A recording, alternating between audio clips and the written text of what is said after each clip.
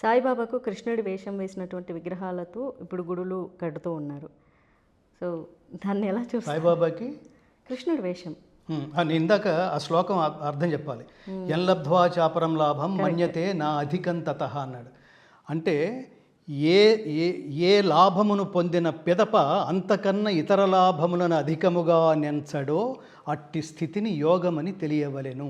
ఒక్కసారి ఆ స్థితికి వెళ్ళిన తర్వాత మీరు ఇంకా పక్కకు తిప్పి కామ్య దేవతలు ఇంకా చూడరు. ఇంకా మీరు ఈవెన్ వినాయకుడని లక్ష్మి అని ఆవిడ పట్టుకుంటే డబ్బులు వస్తాయి, ఈయన పట్టుకుంటే నిర్విఘ్నంగా జరుగుతుంది, ఇంకా ఆయన పట్టుకుంటే ఇంకోటి ఏదో వస్తుంది. అదే అంటున్నారు కదా సాయిబాబాయ్ రాముడు, సాయిబాబాయ్ కృష్ణుడు. నాకు వీళ్ళు ఉన్నారు కదా అంటున్నారు. నాకు ఒకళ్ళు కామెంట్ పెట్టారు, నాకు తెలిసిన ఒక డాక్టర్ గారికి సాయిబాబా కల్లో వచ్చి నేనే సాక్షాత్తు రాముడిని, ఇక వేరే రాముడు ఎవరు లేరు అని చెప్పి కనిపించారట, అందుకని నమ్మేశాడు. ఎవరు నమ్మేశారు?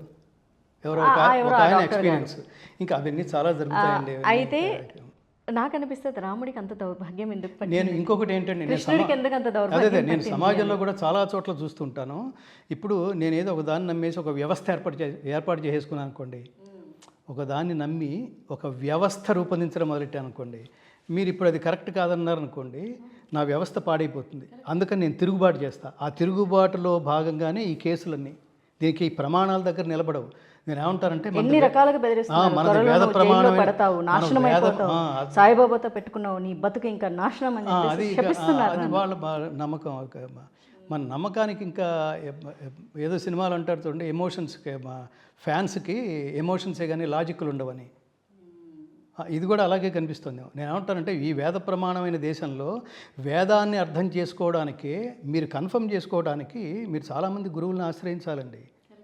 మీరు ఒక గురువుని పట్టుకోకపోతే, నేను కొన్నిసార్లు ఆందోళన చెందుతుంటాను. మీరు కనిపించిన వాళ్ళందరినీ గురువు అన్నారనుకోండి, ఆ జన్మ వేస్ట్ అయిపోతుంది. నేను చాలా సీరియస్గా మాట్లాడుతున్నాను ఈ మాట. నువ్వు సరి అయిన గురువుని ఎంచుకోకపోతే ఆ జన్మ వృధా అయిపోయినట్టు. ఆ జన్మంతా వీడే గురువు అనుకుని తిరుగుతూ ఉంటారు, అంతే. పోయింది, ఆ జన్మ పోయింది.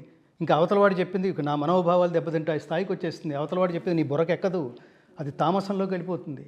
నా ఇష్టం అనేది వచ్చేస్తుంది. అది నా ఇష్టం, ఇంకా నీకు అది నీ దురదృష్టం. అది ఇప్పుడు వేదాన్ని అర్థం చేసుకోవడానికి ఒక పట్ట అనేది అర్థం కాదని వేదాలని 4 భాగాలుగా విభజించారు. సంహిత, బ్రాహ్మణము, ఆరణ్యకము, చివరి భాగాలు ఉపనిషత్తులు. ఈ 3 భాగాల సారాంశం ఉపనిషత్తులు. అది కూడా అర్థం కావటం లేదని, దానికి కూడా నీకు టైం లేదని ఒక సందర్భం చూసుకుని భగవద్గీత ఉపదేశించాడు పరమాత్మ. ఈజీగా చెప్పేస్తాను నాన్న అని.